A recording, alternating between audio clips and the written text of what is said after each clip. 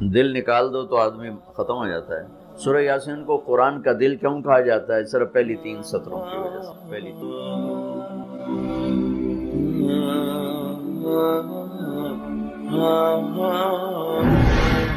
ایک حدیث سے اس پہلی بات کی اور وضاحت ہوتی۔ آپ نے فرمایا اللہ تعالیٰ نے دنیا بنانے سے 1000 سال پہلے سورۃ یاسین کی تلاوت فرمائی۔ دنیا بنانے سے 1000 سال پہلے سورہ یاسین پڑھی۔ دنیا کو بنے ہوئے کتنے سال ہوئے ہیں؟ یہ سائنسدانوں کی بات ہے 25 سے 30 ارب سال۔ تو اسی کو ہم صحیح مانتے ہیں، چونکہ ہمارے پاس بھی کوئی اور ایسا ثبوت نہیں ہے۔ تو 25 سے 30 ارب سال سے یہ کائنات بنی۔ اس سے 1000 سال پہلے اگر اسی کو لے لیں، 25 ارب سال، 30 ارب سال، اس سے 1000 سال پہلے جب زمین، آسمان، سورج، چاند، ستارے، سیارے، جبریل، میکائیل، اسرائیل، اسرافیل، جنت، دوزخ، آگ، پانی، مٹی، ہوا، کچھ میں سے اللہ ہے۔ هو الاول والآخر والظاہر والباطن وهو بكل شيء علیم۔ تو اب سورہ یاسین شروع کیسے ہوتی ہے؟ سورہ یاسین کو قرآن کا دل کہا جاتا ہے، اور دل نکال دو تو آدمی ختم ہو جاتا ہے۔ سورہ یاسین کو قرآن کا دل کیوں کہا جاتا ہے؟ صرف پہلی 3 سطروں کی وجہ سے۔ پہلی 3 سطروں کی وجہ، کیونکہ یہ پہلی 3 سطروں کا جو مضمون ہے پورے قرآن میں اور کہیں بھی نہیں ہے، صرف یہی ہے۔ اگلی ساری سورہ یاسین اور باقی قرآن ایک جیسا ہی ہے، وہی احکام ہے، وہی حلال حرام۔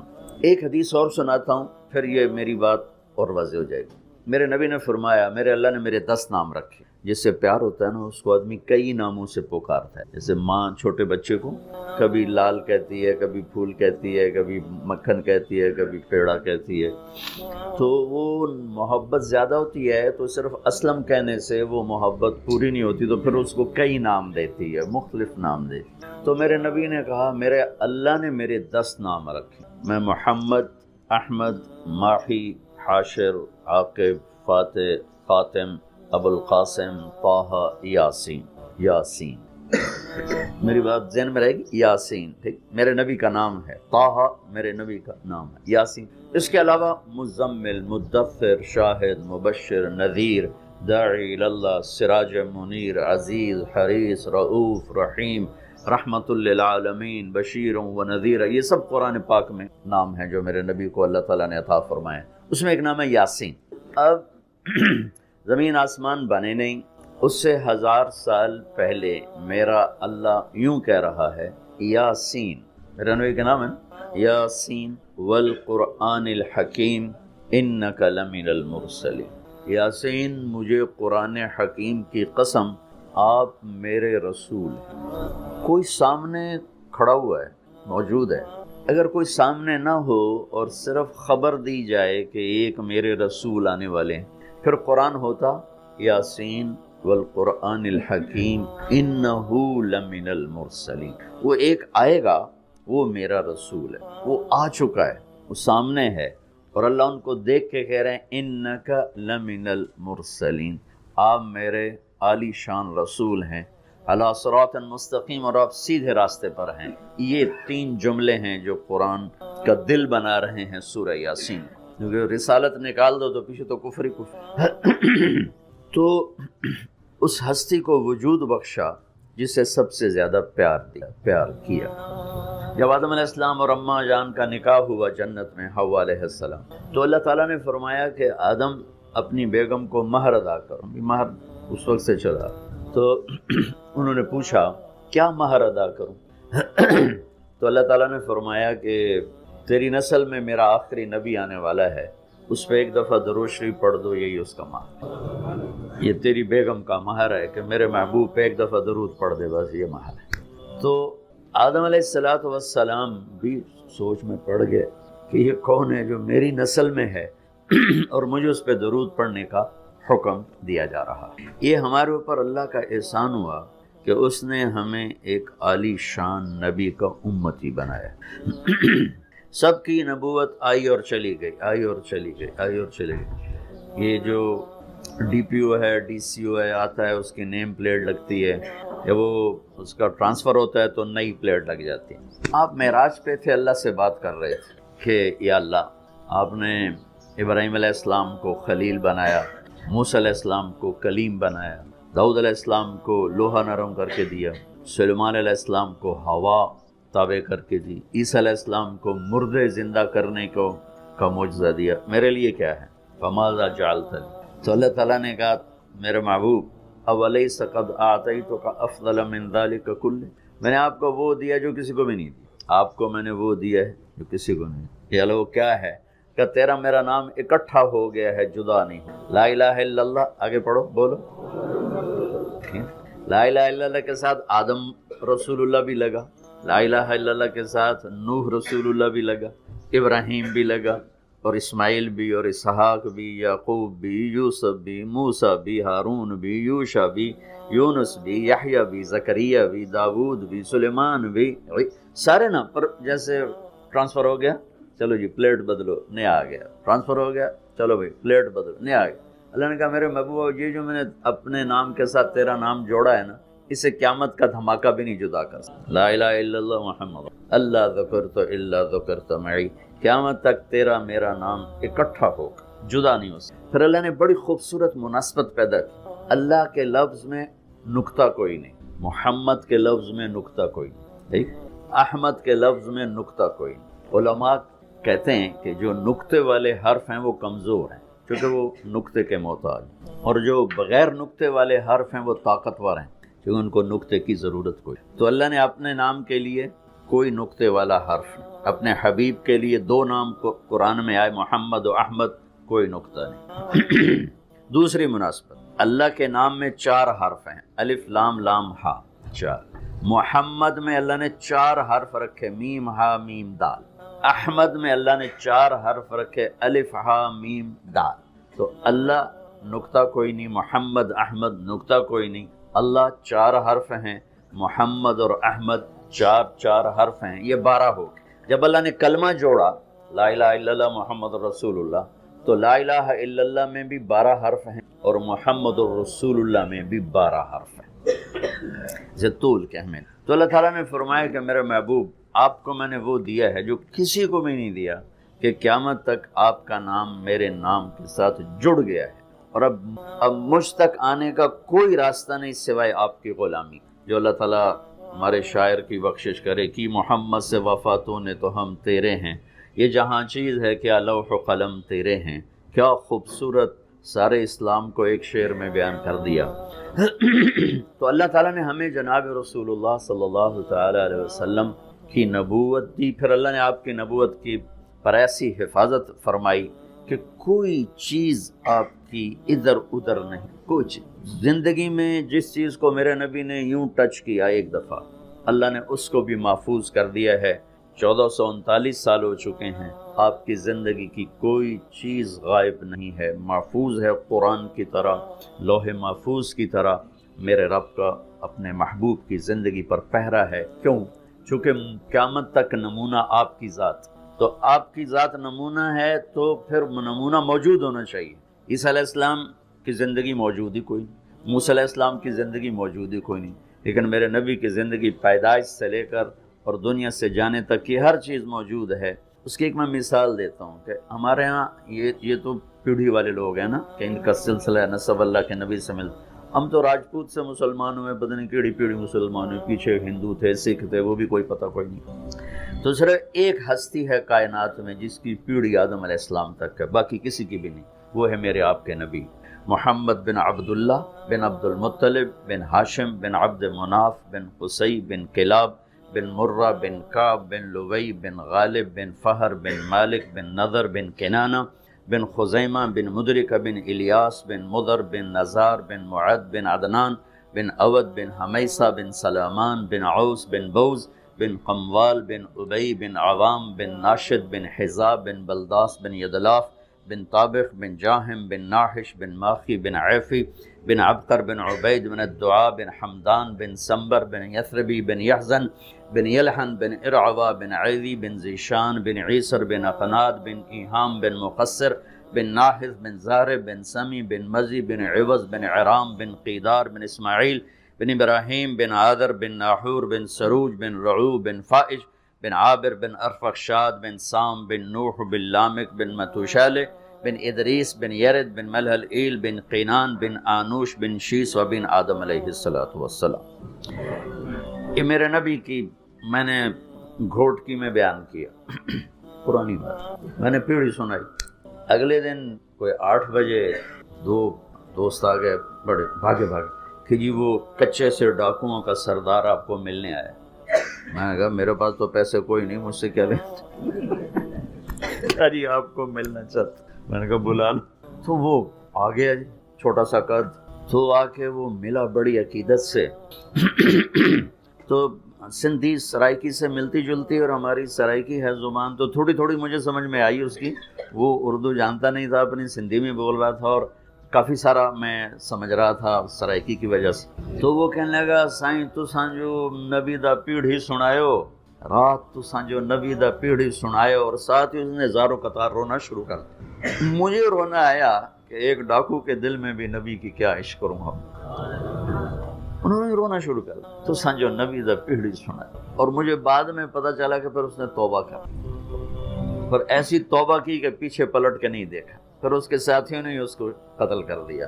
اس نے موت قبول کی, پھر اس نے دوبارہ صرف نبی کی پیڑھی سن کے انہوں نے کہا سائیں میری توبہ. تو میرے بھائیو, اللہ نے ہمیں ایک عظیم الشان ہستی سے نوازا ہے.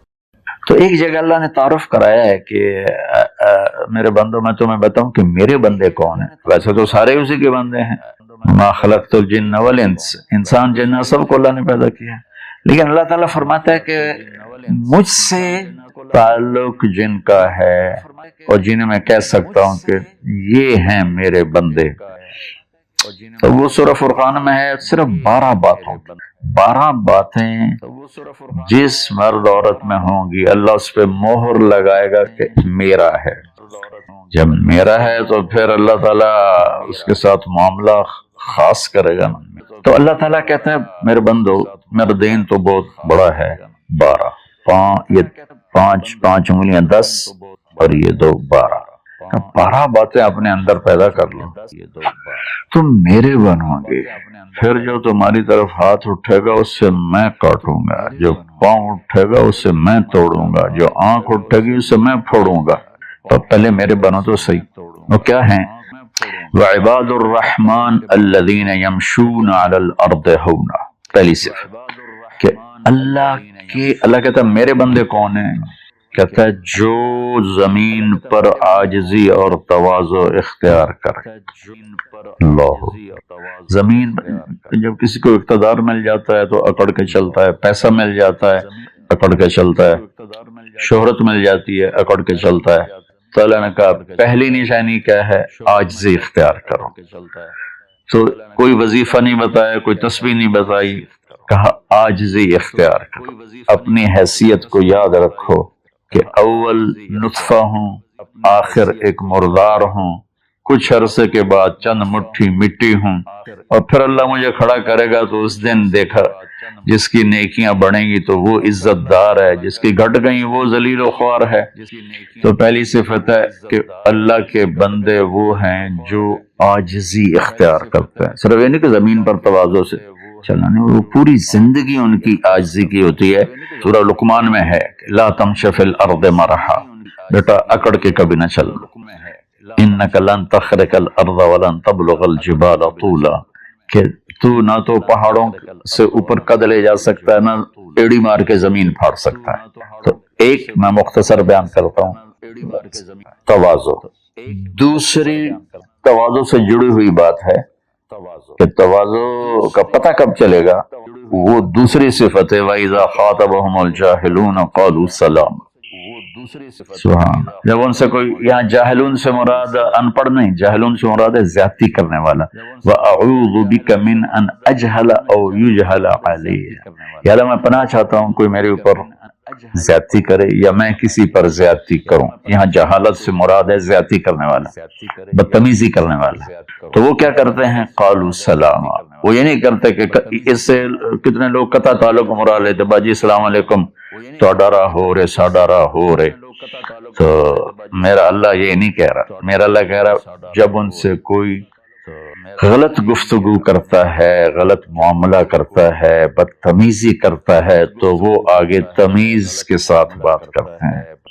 وہ غصے سے بفر نہیں جاتے، وہ اس کے لہجے میں بات نہیں کرتے، وہ ٹھنڈے مزاج کے ساتھ اللہ اس کے رسول کو سامنے رکھ کر وہ بات کرتے ہیں۔ دو، تیسری فرمائی والذین یبیتون لربہم سجدا وقیاما، عبادت کو تیسرے نمبر پر لائے کہ میرے بندوں کی تیسری بڑی صفت یہ ہے کہ وہ رات کو اٹھتے ہیں اور مجھے یاد کرتے ہیں۔ اچھا، اب آج کل سستی کا زمانہ ہے، میرے نبی نے ایک حدیث سنائی تو وہ بہت بڑی خوشخبری ہے آپ کے لیے۔ جو عشاء کی نماز باجماعت پڑھ لے اور صبح کی نماز باجماعت پڑھ لے تو اس کی رات تہجد میں لکھی جائے گی۔ قربان جاؤں اپنے نبی کی رحمت پر اور ان کے رحمت للعالمین ہونے پر کہ میرے جیسا جو سر درد کا مریض ہے وہ رات کو نہیں اٹھ سکتا تو عشاء باجماعت پڑھ لے اور فجر باجماعت پڑھ لے، ساری رات عبادت ہے۔ باقی یہ تو ہے یعنی بالکل وہ 33 نمبر والا کام ہے، لیکن ہم پاس لوگوں میں شمار ہیں، اس صفت کے حقدار کہلائیں گے۔ باقی اصل وہ ہیں جو راتوں کو اٹھ کر یاد کرتے ہیں، ایک ہوک سی دل میں اٹھتی ہے، ایک درد جگر میں ہوتا ہے، ہم رات کو اٹھ اٹھ روتے ہیں جب سارا عالم سوتا ہے۔ تو عشق تو ایسی چیز ہے، ملحب کلام قد نزخرفه ان المحبت قلب وهبناه۔ محبت اسے نہیں کہتے کہ محبوب کو چکنی چپڑی باتیں کہو، جی میں قربان جاؤں، میں صدقے جاؤں، میں واری جاؤں، آپ کے بغیر تو جی نہیں سکتا، باتوں سے نہیں کہ محبت ہے دل کو اس کے قدموں پہ نچھاور کرتے۔ بہت خوبصورت بات اللہ نے کی۔ تو جو لوگ ماشاءاللہ راتوں کو اٹھتے ہیں ان کو مبارک ہو، لیکن ہمارے جیسے کمزور بھی اس فضیلت میں ہیں۔ عشاء باجماعت پڑھ لو، فجر باجماعت پڑھ لو، اور پھر اللہ تعالیٰ آپ پہ قربان جائیں کہ ان کی جو ہے نا دعا اللہ تعالیٰ بتاتا ہے، والذین یقولون ربنا اصرف عنا عذاب جہنم ان عذابها کان غراما۔ وہ اللہ ان کی دعا بتا رہا ہے کہ وہ کہتے ہیں یا اللہ ہم سے عذاب جہنم دور فرما، کیونکہ یہ نہ ٹلنے والا عذاب ہے جو چمٹ جاتا ہے، اور وہ انہا ساءت مستقر و مقاما، اور یا اللہ وہ بہت ہی برا ہے، بہت ہی برا ہے۔ تو تہجد اور دعائیں، دعا بہت بڑی طاقت ہے، بہت بڑی طاقت ہے، بہت بڑی طاقت۔ ہم نے دعا ایسے ہی بنائی ہوئی ہے، فرض نماز کے بعد مولوی صاحب رٹے رٹائے جملے بولتے ہیں، ہم پیچھے آمین کہتے ہیں۔ دعا وہ ہے جو آپ تنہائی میں اللہ کے سامنے گڑ گڑا کر بولتے ہیں۔ میرے نبی نے فرمایا اللہ کے سامنے روو، اچھا اگر علم تبکو فتباکو، اچھا اگر تمہیں رونا نہیں آتا نا تو رونے کی شکل بنا دو۔ چوتھی چیز بتاتے ہیں والذین یقولون ربنا اصرف عنا عذاب جہنم ان عذابها کان غراما انہا ساءت مستقر و مقاما۔ یا اللہ جہنم سے بچانا اور جہنم کے عذاب سے بچانا، وہ اللہ آپ پہ ہی معاف کرے گا۔ یہ ہمارے اب تو عام ماحول میں یہ اللہ آپ پہ ہی معاف کرے گا، اللہ بڑا غفور الرحیم، اللہ آپ پہ ہی معاف کرے گا۔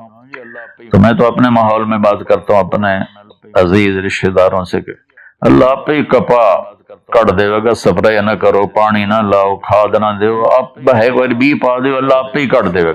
لے جی مولانا صاحب کہیں گل نہ کریں دیو، بھلا کدی پانی تے کھاد تے سپرے تو بغیر بھی کاشا ہوئی۔ تو اللہ یہی کہہ رہا ہے کہ ڈرو مجھ سے اس جہنم کے عذاب سے اور اس سے بچاؤ کا راستہ اختیار کرو۔ پانچویں بات کیا ہے؟ والذین اذا انفقوا لم یسرفوا ولم یقتروا وکان بین ذلک قواما۔ بہت اعلیٰ چیز ہے، معیشت کو، اکانومی کو بہت خوبصورت انداز میں بتایا کہ میرے خاص بندے وہ ہیں۔ دیکھو اللہ نے دنیا کا بھی بیچ میں ڈالا، اللہ والے دنیا کو نہیں دیکھتے، اللہ والے چٹائیوں پہ سوتے ہیں، اللہ والے بادشاہوں سے نہیں ملتے ہیں، اللہ والوں کے پاس جایا جاتا ہے، اللہ والے کسی کے پاس نہیں جاتے ہیں۔ ارے سب سے بڑے اللہ والے تو نبی ہیں، اللہ نے فرعون کے پاس بھیجا موسیٰ علیہ السلام کو، اور کائنات کی افضل ترین ہستی اللہ کے بعد میرے نبی ہیں ابو جہل کے پاس بھیجا۔ تو یہاں ان کی معیشت کو بتایا جا رہا ہے کہ میرے بندے وہ ہیں جتنا ہم نے ان کو دیا ہے اس سے بڑھ کر خرچ نہیں کرتے۔ قرضے اٹھا لیے، شادی آ گئی، اس پر مجھے ایک بتا رہا تھا ساتھی کہ ایک آدمی نے اپنے بچے کی شادی کی تو 40 لاکھ کی آتش بازی چھوڑی۔ یہ اللہ اس سے منع کر رہا ہے کہ میرے بندے وہ ہیں کہ جو ایسے نام و نام 40 لاکھ روپے کو آگ لگا دی۔ اس 40 لاکھ روپے پر کتنے غریب بچیوں کی شادیاں ہو جاتی، کتنے مریضوں کا علاج ہو جاتا۔ ولم یقتروا، دوسری بات کہ جتنا دیا ہے اس سے اوپر نہیں جاتے کہ قرضوں میں چلے جائیں، اکانومی برباد ہو گئی۔ اور ولم یقتروا، اور جتنا دیا ہے اس سے کم بھی خرچ نہیں کرتے، کنجوس نہیں ہوتے، بخیل نہیں ہوتے، لالچی نہیں ہوتے۔ یہ چیز بھی اکانومی کو ہٹ کرتی ہے کہ بس جوڑتے جاؤ اور اس کو آگے بڑھاؤ نہیں، اس کو آگے دو نہیں۔ تو اللہ تعالیٰ پہ قربان جاؤں، اس نے خاص طور پر ہمارے معاشرے میں اللہ والا وہ سمجھا جاتا ہے جس کو دنیا کی خبر ہی کوئی نہ ہو، اور اللہ والا وہ ہوتا ہے جو بس مسلح پہ بیٹھا رہتا ہے۔ اور اللہ تعالیٰ یہاں ان کی اکانومی کو بتا رہا ہے کہ وہ کام کرتے ہیں، کاروبار کرتے ہیں، وہ تجارت کرتے ہیں، وہ زراعت کرتے ہیں، وہ حکومت کرتے ہیں۔ ابو بکر سے بڑھ کے اللہ والا کون ہوگا؟ خلفائے اربعہ سے بڑھ کے اللہ والا کون ہوگا؟ تو وہ اپنے خرچ کو بیلنس کرتے ہیں۔ کل پرسوں ایک ساتھی بات کر رہا تھا، اصحاب صفہ تو چٹائیوں پہ بھوکے لیٹے رہتے تھے۔ شروع کی باتیں ہیں، عبد الرحمن بن عوف ٹاپ 10 صحابہ میں ہیں، ٹاپ 10 صحابہ۔ جب ان کا انتقال ہوا تو ان کی 4 بیویوں کو جو 1/8 ملا وہ 48,000 دینار تھے۔ تو آج کے لحاظ سے وہ 12 ارب روپے بنتا ہے۔ جس آدمی کا 1/8 12 ارب ہو تو پورا کتنا ہوگا؟ اور 10,000 بکریاں، 1,000 اونٹ، 1,000 گھوڑے، اور شام، عراق، مصر، حجاز میں زمینیں، جائیدادیں، باغات۔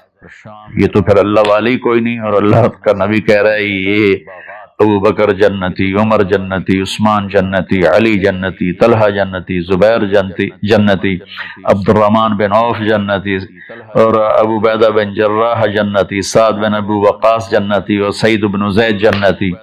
سب بڑے، 4 تو ویسے ہی حکمران ہیں، خلفاء ہیں۔ اور حضرت زبیر کے 1,000 غلام تھے جو ان کی کھیتی باڑی اور تجارت کو سنبھالتے تھے۔ اور حضرت طلحہ کے امپورٹ ایکسپورٹ کے لیے بحری جہاز چلتے تھے۔ سعد بن ابی وقاص کا وہ مدینے کی جنوب کی طرف وادی عقیق ہے جو آج کے زمانے کا ڈیفنس کہہ لیں، وہاں ان کا سرخ پتھر کے سے بنا ہوا محل تھا۔ تو چونکہ پوری سیرت ہمارے سامنے نہیں تو بس وہ ایک ہی چیز دیکھتے ہیں کہ بس یہ اللہ والے تو پھٹے کپڑے ہوتے ہیں، اللہ والے تو کسی سے ملتے ہی نہیں، اللہ والوں تو ستو پھانک کے زندگی گزار لیتے ہیں۔ جب اللہ نے صحابہ کو مال دیا تو عثمان رضی اللہ تعالی عنہ کہنے لگے اپنی بیوی نائلہ کے لیے میں نے چادر خریدی ہے 300 دینار میں، 300 دینار میں، جو 7.5 کروڑ روپیہ بنتا ہے۔ اور کہہ رہے ہیں کہ پتہ نہیں اسے پسند آئے گی کہ نہیں آئے گی۔ تو ہم بیچ میں دنیا کو نکال نہیں سکتے، یہ بڑی غلط تعبیر ہے اسلام کی۔ اس کے بعد کیا ہے ان کی صفت؟ 3 کٹھی بتائی ہیں، 6، 7، 8۔ میں آپ کو 5 بتا چکا ہوں، تواضع، عاجزی، اور برائی کا جواب اچھائی، اور راتوں کو اٹھ کے بندگی، اور اپنے کاروبار زندگی میں اعتدال اور بیلنس آف اکانومی تب ہوگا جب اخراجات کو کنٹرول کیا جائے گا۔ اور ایک آدمی مجھے ملنے آیا تو کہنے لگا یہ اتنے کروڑ کی گھڑی، اور میرے پاس گھڑیوں کا ڈھیر ہے، کروڑوں روپے، ہر گھڑی کی قیمت کروڑوں روپے ہے۔ یہ تو نادانی کی بات ہے، نہ کہ کوئی فخر کی بات ہے۔ پھر اللہ تعالیٰ نے بتایا 3 صفتیں کٹھی بیان فرمائی، وہ کیا ہیں؟ والذین لا يدعون مع اللہ الہا آخر، جو توحید کا جام پیتے ہیں، اور اللہ کے سوا کسی کو اس کا شریک نہیں ٹھہراتے۔ دوسرا کیا ہے؟ وَلَا يَقْتُلُونَ النَّفْسَ الَّتِي حَرَّمَ اللَّهُ إِلَّا بِالْحَقِّ، جو ہمارے علاقے میں خاص طور پر جو قتل کی دشمنیاں ہیں، اور اپر پنجاب میں جو قتل کی دشمنیاں ہیں، گجرانوالہ کے ارد گرد، گجرات کے ارد گرد خاندانوں کے خاندان تباہ ہوتے، اور ایسی سرحدوں اور بلوچستان کے قبیلوں کے قبیلے تباہ ہو گئے، اور نمازی 5 وقت کے، اور میرا اللہ کہتا ہے جو کسی کو قتل نہیں کرتا سوائے حق۔ حق ہے، کوئی زانی پکڑا جاتا ہے اور شادی شدہ ہے اور 4 گواہ اس پہ لگ جاتے ہیں، ہم اس کو قتل کرو۔ اور کوئی جنگ ہے کفر اور اسلام کی، جو اس جنگ میں جب سامنے آئے لڑائی کرنے والا اسے قتل کرو۔ لیکن جیسے آج کل ہمارا ماحول ہے قتل قتل قتل قتل، بھائیو اللہ کہہ رہا ہے جو میرے بندے ہیں نا وہ کسی کو ناجائز قتل نہیں کرتا۔ تیسرا کیا فرمایا؟ ولا یزنون، زنا نہیں کرتے۔ زنا کیسے پھیلتا ہے؟ بے حیائی سے، جو چند دن پہلے میں نے بات کی تھی، تو کچھ لوگوں نے برا منایا، باقی تو اکثر نے ایکسپٹ کیا۔ زنا بے حیائی سے پھیلتا ہے۔ اللہ کہتا ہے کل المؤمنین یغضوا من ابصارہم ویحفظوا فروجہم، ایمان والوں سے میرے محبوب کہو کہ آنکھیں نیچی رکھیں اور زنا سے اپنے آپ کو محفوظ رکھیں۔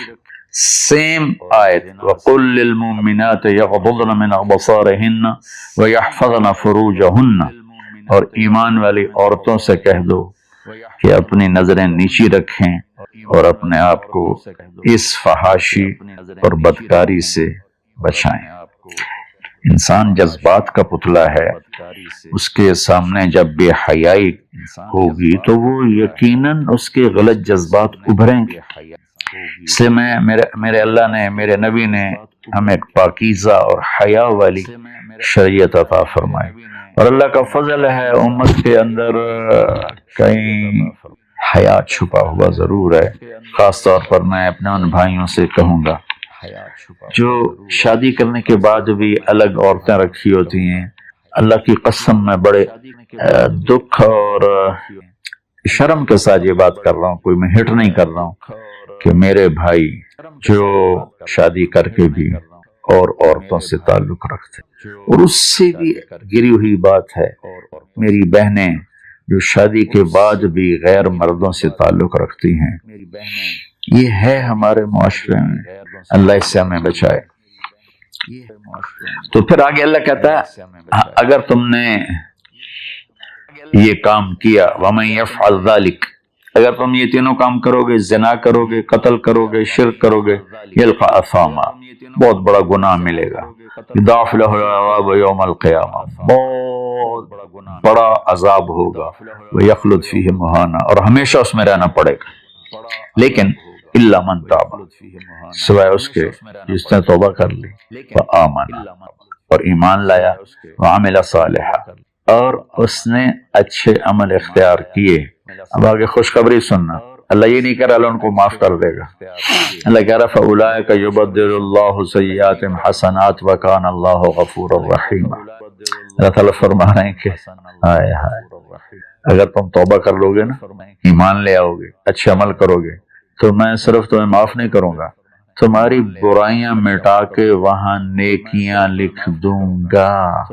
واہ قربان میرے مولا، کہتے معاف نہیں کروں گا، معاف بھی کروں گا اور تمہارے گناہوں کی جگہ نیکیاں لکھ دوں گا۔ یا اللہ ایسا کیوں کرو گے؟ اس لیے کہ میں غفور الرحیم ہوں۔ تو من تاب وعمل صالحا فإنه يتوب إلى الله متابا، آگے اللہ نے بتایا کہ توبہ کرنے والا ہے کون؟ جو توبہ کرنے کے بعد اپنے عمل کو بدلتا ہے، اچھا کرتا ہے، یہ ہے صحیح توبہ کرنے والا۔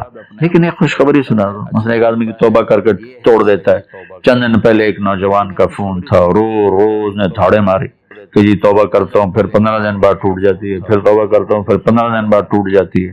میں نے کہا توبہ کرتے ہو؟ کہتا جی کرتا ہوں۔ میں نے کہا معاف ہے۔ وہ انسان ہے نہیں جس سے خطا نہ ہو، وہ انسان ہے نہیں جو بھولے نہیں۔ تو میرے اللہ نے توبہ کی کوئی لیمٹ نہیں رکھی، نہ عدد نہ عمر۔ بھائی تو 60 سال کا ہو گیا ہے، تجھے حکومت پاکستان ریٹائر کرتی ہے، ہم بھی تیری توبہ قبول نہیں کریں گے۔ یا بھائی تو 3 دفعہ کر چکا ہے گناہ، اب ہم تیری توبہ قبول نہیں کریں گے. اللہ تعالیٰ کہتا ہے لو بلغت الذنوب عنان السماء ثم استغفرتنی غفرت لک ولا ابالی. میرے بندے میں اتنا بڑا رحم کرنے والا ہوں، تم ایک عورت یا ایک مرد اتنے گناہ کرو کہ زمین پہ رکھتے رکھتے رکھتے رکھتے آسمان کی چھت کو لگا دو، پھر ایک دفعہ کہو یا اللہ معاف کر تو میں سارے معاف کر دوں. ہمارا اللہ بڑا پیارا اللہ ہے. اچھا، 9ویں صفت کیا ہے ان کی؟ والذین لا یشہدون الزور واذا مروا باللغو مروا کراما. اس کا ایک ترجمہ تو یہ ہے کہ جہاں گندی محفل ہو اور شرابی کی محفل چل رہی ہے یا کوئی ناچ گانے کی محفل چل رہی ہے یا کہیں کسی کی غیبت ہو رہی ہے، برائی ہو رہی ہے، کسی پہ ظلم ہو رہا ہے، تو وہ اس میں شامل نہیں ہوتے، چپ کر کے دائیں بائیں سے نکل جاتے ہیں. دوسرا ترجمہ یہ ہے کہ جو جھوٹی گواہی نہیں دیتے، جو جھوٹی گواہی نہیں دیتے. اچھا، اس میں ایک بڑی اور خوبصورت بات ہے، مروا کراما وَإِذَا مروا باللغو مروا کراما. میں دیکھوں گا شراب پی رہے ہیں بچے تو میں کہوں بدبخت، نامراد، ذلیل، کمینے، شرابیں پی رہے ہیں، چرس بیچ رہے ہیں یا چرس پی رہے ہیں، میرا یہ معاملہ ہوگا. لیکن مرو کرا، جب وہ کسی غلط محفل کو دیکھتے ہیں تو عزت کے ساتھ گزر جاتے ہیں، یعنی اپنا دامن بھی بچاتے ہیں، اور جو برائی کر رہے ہوتے ہیں ان کو بھی حقیر نہیں سمجھتے. میں اپنے دیندار طبقے کے سامنے ہاتھ جوڑتا ہوں کہ غلط راہوں پہ چلنے والوں کو حقیر نہ جانیں، ان سے نفرت نہ کریں، ان سے پیار کریں. میرا طلب، میں اپنے گاؤں میں ہوں، تلمبا 3 کلومیٹر ہے، 250 طوائفیں ہیں. ان کو صرف بیٹی کہنے پر ان کی زندگی کیا سے کیا ہو. کچھ ان کا وظیفہ لگایا تھا تو ان کی زندگی کیا سے کیا ہو. تو بھائی کسی کو حقیر نہ جانو، کسی سے نفرت نہ کرو، چاہے کوئی غیر مسلم ہے چاہے کوئی مسلم ہے، لیکن تمہارے عقائد کے خلاف ہے، یہ تمہارا جھگڑا ہے، تمہیں لڑائی ہے، یا وہ زانی ہے، شرابی ہے، جواری ہے، نفرت نہ. اور 10ویں ہو گئی وَإِذَا مَرُّوا بِاللَّغْوِ مَرُّوا كِرَامًا، کہ وَالَّذِينَ إِذَا ذُكِّرُوا بِآيَاتِ رَبِّهِمْ لَمْ يَخِرُّوا عَلَيْهَا صُمًّا وَعُمْيَانًا. جب ان کے سامنے اللہ کی بات آتی ہے تو سننے سے انکار نہیں کرتے، یعنی آنکھیں بند نہیں کرتے، کان بند نہیں کرتے، کہ جیسے اندھے اور بہرے پر چیز پیش کرو تو اسے پتہ نہیں لگے گا. تو میرا اللہ کہہ رہا ہے کہ جب ان کے سامنے میری بات آتی ہے، میرا قرآن آتا ہے، میرے نبی کا فرمان آتا ہے، تو اندھے بہرے نہیں ہوتے بلکہ غور کر کے سنتے ہیں، غور کر کے سنتے ہیں. تو اللہ ایک ان کی صفت یہ بتا رہے ہیں کہ وہ اللہ کا کلام سنتے ہیں تو تاثر لیتے ہیں اور اپنے آپ کو بدلتے ہیں اور اپنے گناہوں پر باقی نہیں رہتے، بلکہ اپنے آپ کو توبہ کرتے ہیں اللہ کے سامنے. پھر جب توبہ ٹوٹ جائے پھر رو دھو کے توبہ کرتے ہیں. 12ویں صفت کیا ہے؟ سبحان اللہ، واہ جی واہ. اللہ والوں کو تو بیوی بچوں کی بھی پرواہ نہیں ہوتی. اللہ والوں کے گھروں میں تو فاقے ہوتے ہیں. جب یہ اللہ والوں کی بات بتا رہا ہوں، والذین یقولون ربنا هب لنا من ازواجنا وذریاتنا قرۃ اعین وجعلنا للمتقین اماما. سبحان اللہ. جو کہتے ہیں یا اللہ ہمیں ہمارے ازواج یعنی بیویاں، ہماری اولادیں ایسی دے جو آنکھوں کی ٹھنڈک بن جائیں، اور ہمیں متقین کا سردار بنا، امام بنا. اپنی وجاہت مانگتے ہیں، وجاہت. اچھا، حب، وہبا، آتا، اعطا، 3 لفظ ہیں دینے کے. آتا دیا، آتا دیا، وہبا دیا، لیکن تینوں کے مطلب الگ الگ ہے.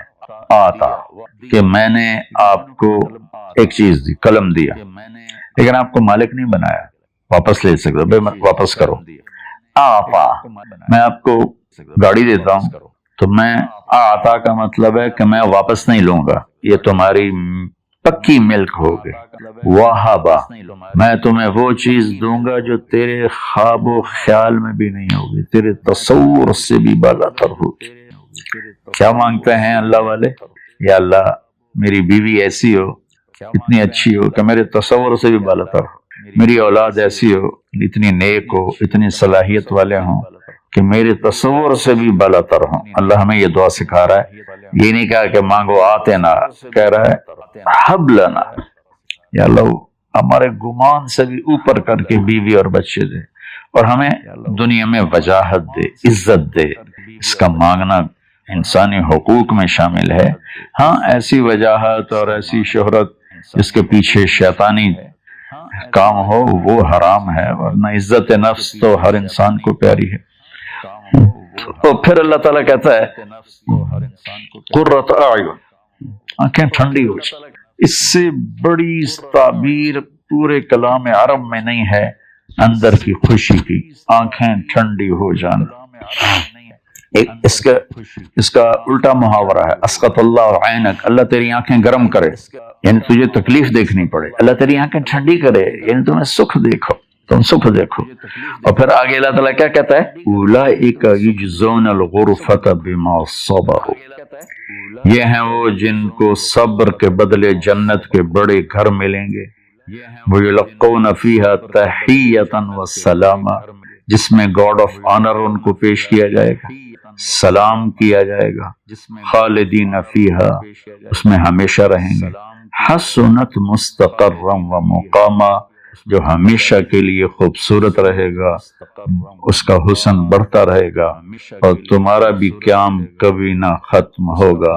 میری بات تھوڑی لمبی ہو گئی، معافی چاہتا ہوں، لیکن میرے دوستو اللہ کے واسطے جو کام کرو اللہ کے بندے بن کے کرو، سیاست کرنی ہے اللہ کے بندے بن کے کرو، تجارت کرنی ہے اللہ کے بندے بن کے کرو، ملازمت کرنی ہے اللہ کے بندے بن کے، زراعت کرنی ہے اللہ کے بندے بن کے۔